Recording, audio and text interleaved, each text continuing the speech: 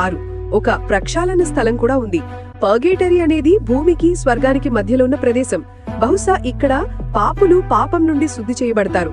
అలా చేస్తే వారు స్వర్గంలోకి ప్రవేశించగలరు. మీరు నమ్మినా నమ్మకపోయినా అది బైబిల్ భావన కాదు.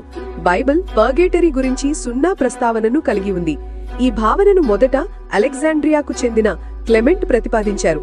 5వ శతాబ్దంలో పోప్ గ్రెగరీ ది గ్రేట్ దీనిని చర్చి సిద్ధాంతం భాగంగా చేశారు. 7 ఒక అవయవం ఉంది. మళ్లీ లింబో గురించి కూడా ఎక్కడా ప్రస్తావించబడలేదు.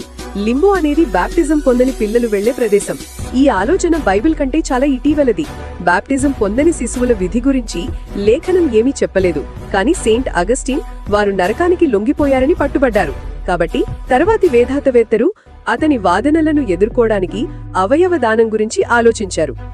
నరకం అసాధారణంగా దుర్మార్గులకు. ఎవరు నరకానికి వెళ్తారో ఖచ్చితంగా చెప్పడం అసాధ్యం. అది దేవుడే నిర్ణయించుకోవాలి. మత్తయి 7:13 ప్రకారం నరకం చాలా మందికి ఎదురుచూస్తోంది.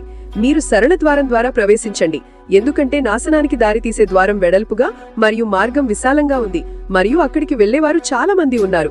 నరకం అనేక విస్తృతమైన హింసలను కలిగి ఉంది. మళ్లీ బైబిల్ ప్రకారం కాదు, నరకం అగ్ని ప్రదేశంగా మాత్రమే వర్ణించబడింది. కానీ అగ్ని యొక్క ఉద్దేశం దుష్టులను నాశనం చేయటం. ఇది హింసించే పద్ధతి కాదు. నరకంలో హింస ఆధ్యాత్మికమైనది. శపించబడిన వారి ఆత్మలు దేవుని నుండి వేరు చేయబడ్డాయి. ఇది తగిన శిక్ష. 10 నరకం ఒక దయ్యాల పార్టీ. అది స్పష్టంగా బైబిల్లో లేదు. నరకంలో జూదం, మద్యపానం లేదా నృత్యం లేదు. నరకంలోని దయ్యాలు దుష్టుల కంటే ఎక్కువగా ఇష్టపడరు. వారి బాధ గురించి వారికి తెలుసు. ఎందుకంటే దేవదూతలు పాపం చేసినప్పుడు దేవుడు వారిని విడిచిపెట్టి వారిని నరకంలో పడవేస్తే మరియు తీర్పు వరకు వారిని గాఢాంధకారపు గొలుసులకు అప్పగించాడు.